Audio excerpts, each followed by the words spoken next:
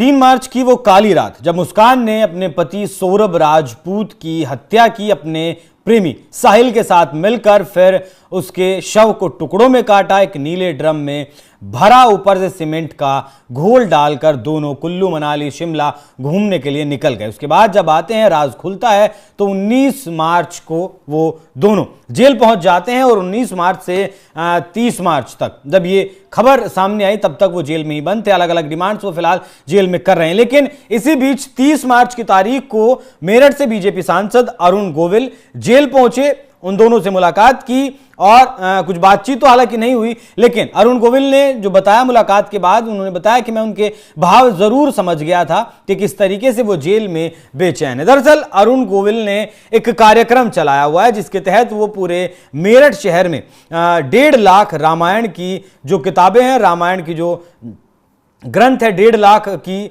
गिनती में वो बांटेंगे और अलग अलग जगह वो इस पर बांट रहे थे। जेल अधीक्षक से भी उन्होंने इस चीज की परमिशन ली और जेल में भी उन्होंने रामायण बांटने का काम किया, जिससे कि जो कैदी जेल में बंद है वो भी भगवान राम के आदर्शों पर चल सके। और जिस तरीके से एक सनातनी की, एक हिंदू की जीवन शैली पूरी तरीके से रामायण पर आधारित है, तो उन्होंने ये विचार बनाया कि क्यों ना जेल में भी रामायण बांटी जाए। और रामायण बांटने के दौरान सौरभ, माफ कीजिएगा, मुस्कान और साहिल से अरुण गोविल की मुलाकात हुई और बीजेपी सांसद अरुण गोविल ने यह रामायण की प्रति सौरभ को भी दी और मुस्कान को भी दी। उसके बाद जेल ये प्रतियां देने के बाद वापस जब वो जेल से बाहर आए, उसके बाद उन्होंने क्या कुछ कहा, सुनिए।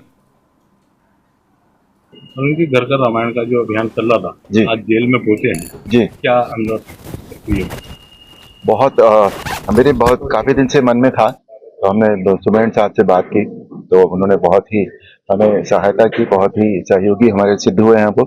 और अंदर हम जेल में गए और सभी लोगों ने इतने प्यार से, इतने सर झुकाकर सभी ने, और हमने ये रामायण ऐसा नहीं कि हमने सबको दे दी, जो स्वेच्छा से लेना चाहे जो भी, तो हमने यहाँ 1500 रामायण जो है वो उनका वितरण किया है।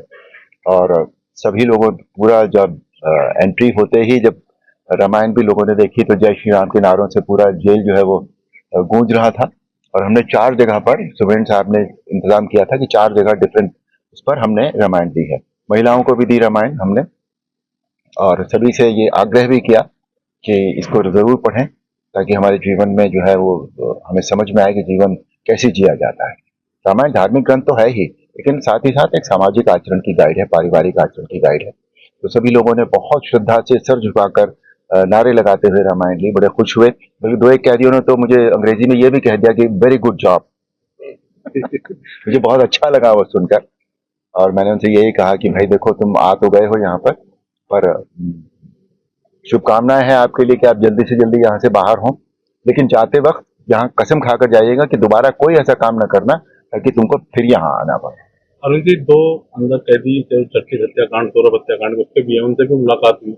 उनसे भी मुलाकात हुई, नहीं बात नहीं हुई, उनको हमने रामायण भेंट की, उन्होंने बहुत आदर से, श्रद्धा से रामायण जो है वो ग्रहण की। दोनों को, हाँ बिल्कुल, बहुत लोग भावुक हो गए थे यहाँ पर। मैंने देखा कुछ जो थोड़े से लोग थे उनकी तो आंखों में आंसू भी आ गए थे जब मैंने ये उनसे कहा कि ऐसा कोई काम मत कीजिएगा कि आपको दोबारा यहाँ कभी आना पड़े। सांसद जी, वहीं मुस्कान की आंखों में भी आंसू आ गए, भावुक हो गए आप? जी जी जी जी। हर इंसान कहीं ना कहीं, देखिए, भावनात्मक तो होता ही है। कभी कभी होता है कि कुछ ऐसा हुआ होगा कि उन्हें इस तरह का जो दुर्भाग्यपूर्ण काम उनके हाथ से हुआ, या जो भी है, अभी तो अंडर ट्रायल है, इस पर कुछ कहना गलत होगा, लेकिन फिर भी भावना तो, संवेदनशीलता हर व्यक्ति में होती ही होती है। तो क्या समझाया आपने उनको जब रामायण? नहीं, मैंने कुछ उनको समझाया नहीं भैया। मैंने उनको, सब लोगों को यही कहा कि रामायण पढ़िए, इससे बहुत कुछ सीखने को मिलता है। हमें समझ में आता है कि जीवन हमें कैसे जीना चाहिए, अपने लोगों के साथ, समाज के लोगों के साथ कैसे हमें जीवन जीना चाहिए। रामायण हमें यही सिखाती है। क्या उम्मीद करते हैं कि रामायण पढ़ने से परिवर्तन कुछ अंदर आएगा? क्यों नहीं आएगा, जरूर आएगा। अब हम सकारात्मक, पॉजिटिव सोच लेकर चलेंगे तभी तो जीवन में कुछ करेंगे, तभी तो हमें काम करने का एक इनिशिएटिव अगर हमने लिया है तो यही सोच कर लिया है कि इससे फर्क पड़ेगा।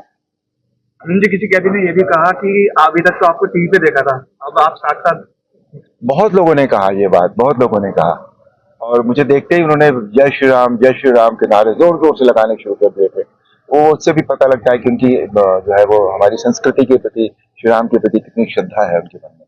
और इसमें ऐसा ही नहीं कि सिर्फ एक ही धर्म के लोग थे, सभी धर्मों के लोग हैं यहाँ पर, और सभी ने रामायण को बहुत आदर से ग्रहण किया। घरों में रामायण बांटते हैं और जेल में क्या अंतर दोनों में जगह दिखाई दे रहे हैं? नहीं, घरों में तो अभी हमने उस तरह से हम घर के अंदर तो हमने रामायण नहीं बांटी है। जैसे गांव में हमने बहुत जगह बांटी है, तो सभी लोग एक जगह इकट्ठे हो जाते हैं, गांव के लोग, फिर हम उनको दे देते हैं। पर जेल का तो अपना अनुभव होता ही होता है, लेकिन मैंने देखा कि बहुत सभी जो जितने भी हमारे अंडर ट्रायल थे यहाँ पर, they were all very well disciplined. मतलब वहां तो गांव में तो होता है कि लोग थोड़ी धक्का मुक्की भी कर लेते हैं कि आगे घुस के पहले ले लें रामायण, और यहाँ ऐसा नहीं कि बिल्कुल एकदम लाइन से आ रहे थे, दे वर वेरी वेल बिहेव।